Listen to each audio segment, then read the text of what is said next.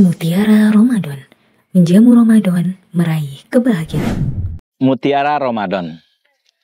Sahabat Yai Persis Bandung, ketika membicarakan puasa Ramadan, pikiran terkadang mendadak ingat pada rukun harimau. Harimau disebut harimau itu ketika memenuhi 3 rukun. Rukun yang pertama adalah bentuk. Rukun kedua suara. Rukun ketiga tenaga. Hilang salah satu rukun itu, harimau tidak akan ditakuti. Bentuk adalah sesuatu yang bisa terlihat dan mudah untuk ditiru. Tetapi melalui bentuk itu akan membedakan satu binatang dengan binatang lainnya. Jika ada daging bertumpuk dengan jumlah yang banyak, tetapi tidak memiliki bentuk, orang akan sulit menyebut apakah itu daging sapi, daging domba, atau daging harimau. Orang baru akan tahu itu harimau, sapi, domba ketika ada bentuknya. Yang kedua, kalaupun bentuknya sudah ada, tetapi bunyinya tidak sesuai, maka harimau pun tidak akan disebut harimau. Atau paling tidak, orang tidak akan takut harimau karena antara bentuk dengan suara berlainan. Kita contohkan, seseorang yang memelihara harimau, kemudian membawa harimau itu ke dalam angkot. Dan di dalam angkot banyak anak-anak atau banyak ibu-ibu. Dan pada saat harimau itu masuk, harimau itu bersuara seperti ayam jantan. Saya yakin orang yang ada di dalam angkot tidak akan takut. Malah ia akan tertawa. Kenapa tertawa? Karena antara bentuk dengan suara berbeda. Kemudian yang ketiga, tenaga. Bentuknya bentuk harimau. Suaranya suara harimau. Tetapi tenaganya tenaga kucing. Sebesar apapun harimau, kalau tenaganya setenaga kucing, saya yakin anak-anak akan mengelus-elus harimau itu. Nah, kalau demikian adanya, harimau akan ditakuti orang lain. Harimau akan dianggap sebagai raja hutan ketika 3 syarat ini terpenuhi. Bentuk, suara, dan tenaga. Jika fakta ini kita tarik pada wilayah puasa, puasa pun tidak jauh berbeda dengan harimau. Ada bentuknya, ada suaranya, dan ada tenaganya. Puasa itu akan berefek pada kehidupan seseorang. Bahkan puasa itu akan membuat orang non-muslim takut terhadap umat Islam ketika puasa itu memiliki bentuk, memiliki suara, dan memiliki tenaga. Jika salah satu dari 3 ini tidak ada, maka puasa itu akan hanya berada pada level tertentu, bahkan bisa jadi berada pada level terendah, yaitu rubba so'im walaysa lahu min siyamihi illa ju wal atos. Nah, sahabat Yai Persis Bandung yang dirahmati Allah Subhanahu wa Ta'ala, bentuk puasa, saya yakin ini adalah sesuatu yang mudah ditiru. Setiap orang bisa melakukan. Hatta anak kecil pun bisa melakukannya. Bahkan tidak sedikit non-muslim ikut melakukan puasa, tetapi dalam artian bentuk. Bentuk itu sesuatu yang bisa ditiru. Sekali lagi, berarti apa yang bisa ditiru? Menahan lapar dari subuh sampai maghrib. Ini berarti bentuk. Lalu kalau kita tanya, apakah setiap orang yang menahan lapar dari subuh sampai maghrib disebut dengan puasa? Belum tentu.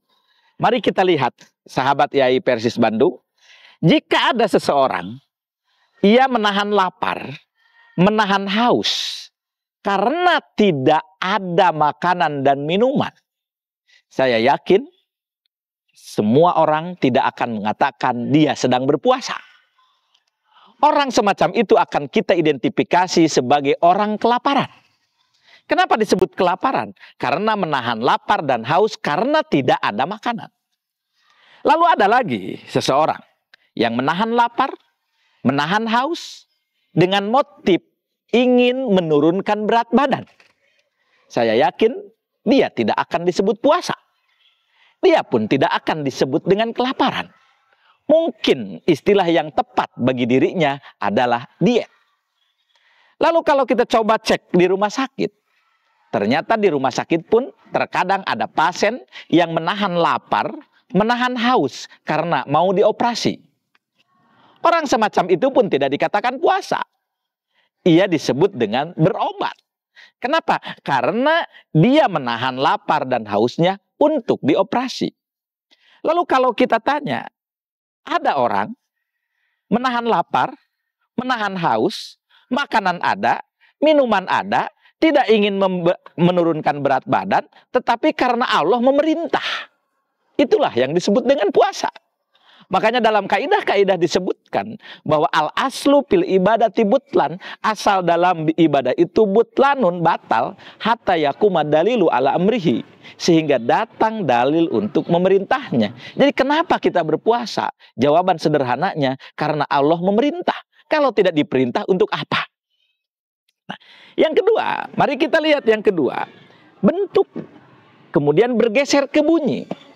Ada orang yang menahan lapar, menahan haus dari subuh sampai sore hari, sampai maghrib, karena Allah memerintah. Lalu apakah bunyinya sesuai dengan orang yang berpuasa? Kalau kita coba bandingkan dulu, jangan dengan saum. Orang sholat, bentuknya adalah takbiratul ihram, ruku, sujud, dan lain sebagainya. Kalau hanya sebatas bentuk, apakah disebut sholat? Nah, berarti sahabat YAI Persis Bandung, di samping ada bentuk, ada bunyi. Nah, ketika Allahu Akbar, itu bunyinya Allahu Akbar. Kemudian berdoa, doa itu adalah bunyinya. Allahumma ba'id, kemudian Al-Fatihah, surat, dan lain sebagainya. Berarti itu bunyi. Kalau seseorang melaksanakan sholat hanya dalam bentuk, berarti itu anak-anak. Nah, kita kembali ke puasa. Kalau sekedar menahan lapar, menahan haus, sementara bunyinya tidak diperhatikan, berarti puasanya masih puasa anak-anak. Nah, apa kalau demikian adanya bunyi dari puasa itu? Bunyi dari orang yang berpuasa itu tidak lain apa yang keluar dari mulutnya adalah lantunan ayat suci Al-Quran. Atau dengan kata lain, apa yang keluar dari mulutnya tidak bertentangan dengan ayat-ayat suci Al-Quran. Ayat suci Al-Quran melarang untuk gibah. Ayat suci Al-Quran melarang untuk melakukan ropas, untuk melakukan pusuk dan jidal. Jika orang yang berpuasa tetapi bunyinya al-fusuk, al-jidal, kemudian berbicara tentang kejelekan-kejelekan orang lain, berarti bunyi dari orang berpuasa itu tidak jauh berbeda dengan bunyi WC.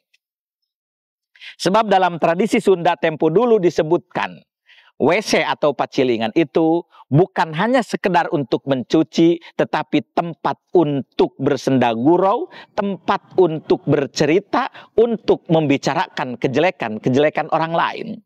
Jadi kalau hari ini orang puasa, kemudian dia membuat grup WA, dan di grup WA-nya bercerita tentang kejelekan orang lain, berarti suaranya hanya suara WC semata. Atau yang dalam istilah Sunda disebut dengan pacilingan. Sahabat YAI Persis Bandung yang dirahmati Allah Subhanahu wa Ta'ala, yang ketiga adalah tenaga. Tenaga puasanya. Inilah yang kemudian nanti akan membedakan puasa seseorang dengan puasa orang lain. Mari kita lihat, ada berapa tenaga puasa itu? Sahabat YAI Persis Bandung yang dirahmati Allah Subhanahu wa Ta'ala, terkadang orang yang berpuasa tenaganya seperti kelelawar, atau yang kita istilahkan dengan puasa kelelawar. Kalau dalam bahasa Sunda disebut dengan puasa lalai badot. Nah, puasa kelelawar itu apa?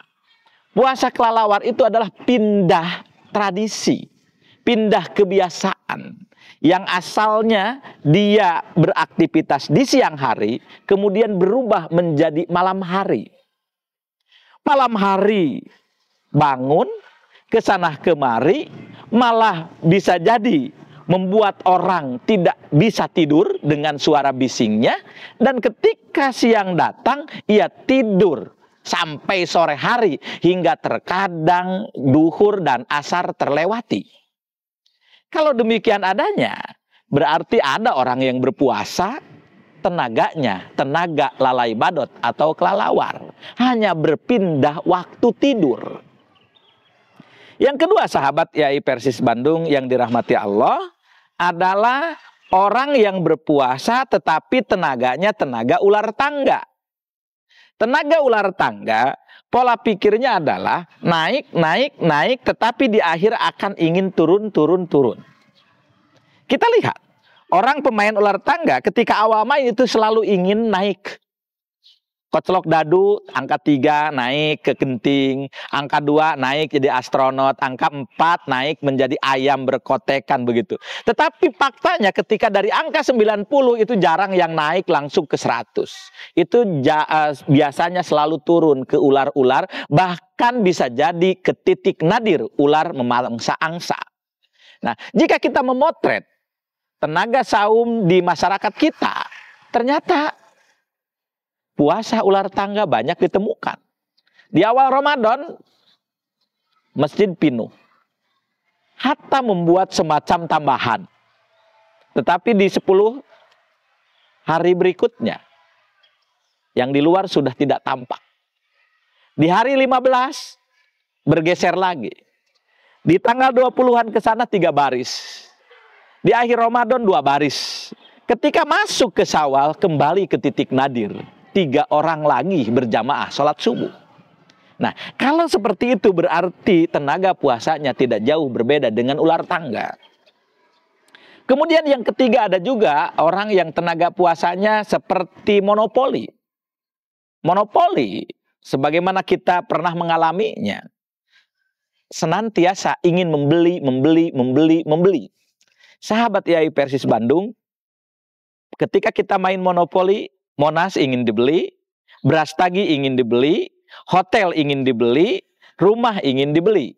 Nah, faktanya kalau kita coba cermati dalam realitas kehidupan masyarakat muslim dalam menghadapi Ramadan, terkadang orang memasuki Ramadan pikirnya selalu ingin membeli, membeli, membeli.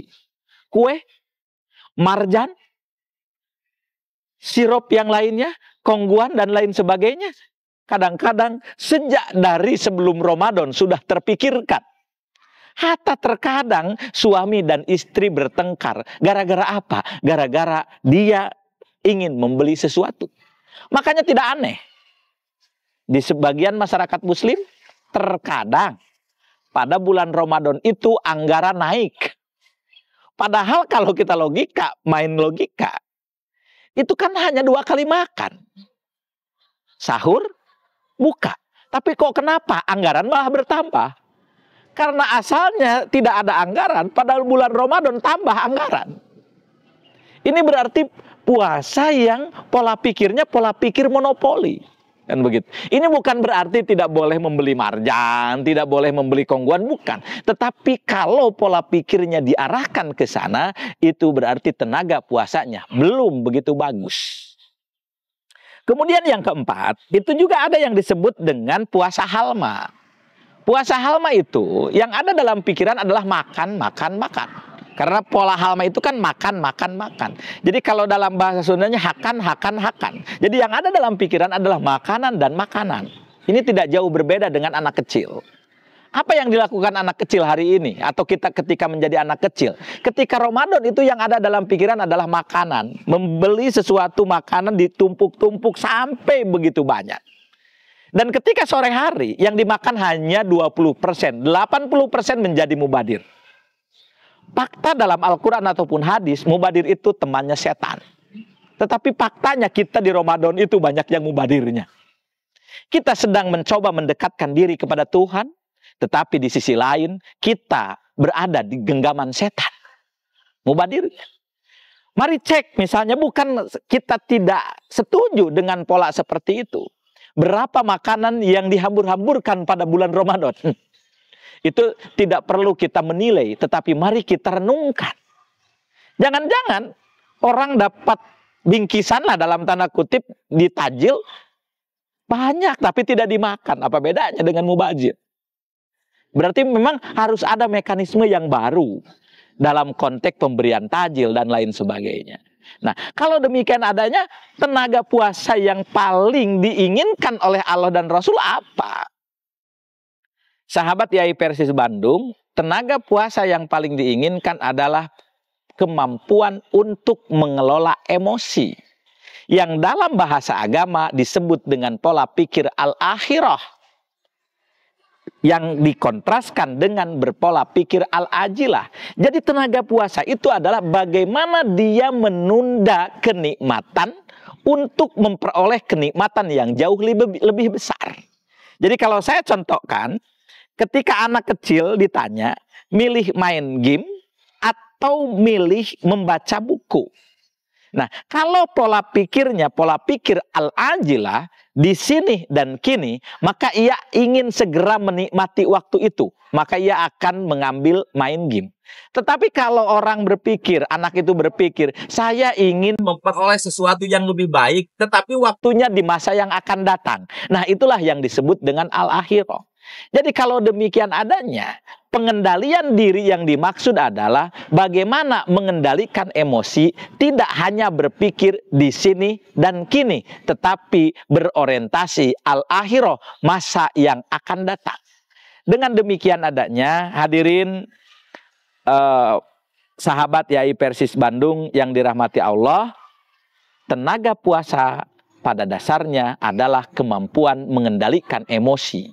Emosi marah, emosi cinta, emosi rindu, benci, sedih.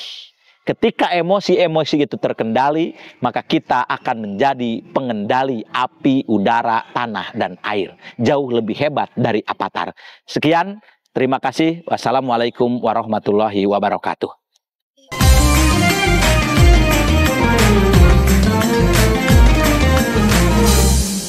Mutiara Ramadan, menjamu Ramadan, meraih kebahagiaan.